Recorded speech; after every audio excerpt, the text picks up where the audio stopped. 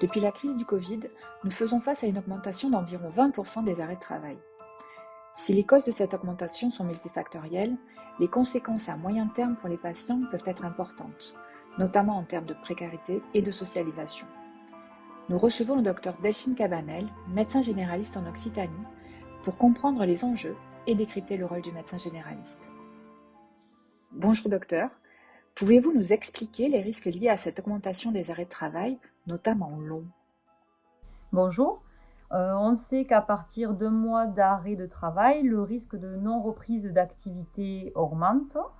On sait aussi que 50% des assurés en arrêt de travail depuis plus de 6 mois peinent à retrouver un emploi par la suite, mais aussi qu'ils sont presque 100% au bout de 2 ans d'arrêt de travail à ne pas reprendre une activité professionnelle. Donc il semble primordial d'aider le patient à sortir le plus rapidement possible de son arrêt de travail, dès lors que son état de santé le permet et qu'il est stabilisé, afin de ne pas lui faire prendre un risque supplémentaire, comme vous le disiez, de désocialisation d'une part et de précarisation d'autre part, compte tenu notamment de la perte de revenus, puisque ces arrêts sont longs et qui finiront par ne plus être payés.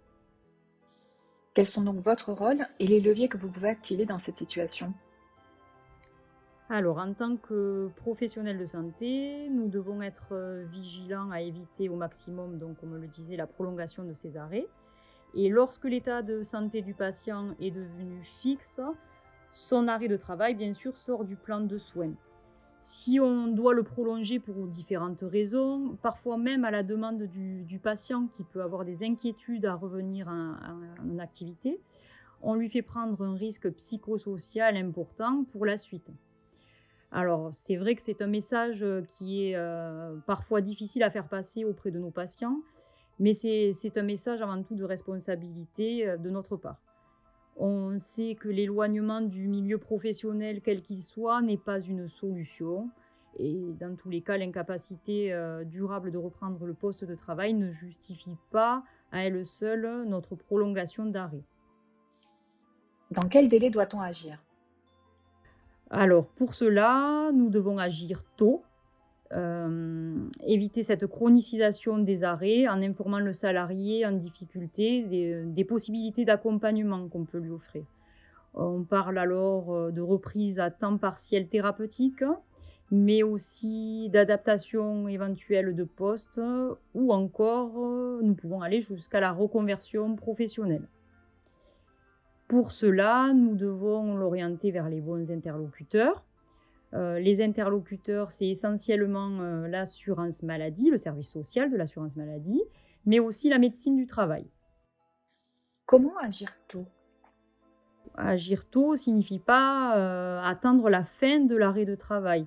Si on sait d'emblée que le patient ne pourra pas reprendre son poste, une fois qu'il sera stabilisé, mais qu'on se doute de cela dès le départ, il faut agir. Autre point important, c'est ne pas se substituer au dialogue social au sein des entreprises, c'est-à-dire ne pas prescrire d'arrêt pour des motifs qui relèveraient de situations professionnelles conflictuelles, employeur-employé, comme c'est souvent le cas. Celles-ci doivent se régler avec l'employeur, mais aussi avec la médecine du travail pour éviter justement que cela ne dure trop et ainsi une chronicisation des arrêts. Merci, docteur Cabanel, pour toutes ces explications et ce témoignage. Nous précisons que les assurés bénéficient d'un numéro unique qu'ils peuvent appeler pour être accompagnés sur l'ensemble de ces sujets, le 3646, en précisant bien service social. Ils peuvent également se rendre sur le site Amélie de l'assurance maladie, rubrique droits et démarches.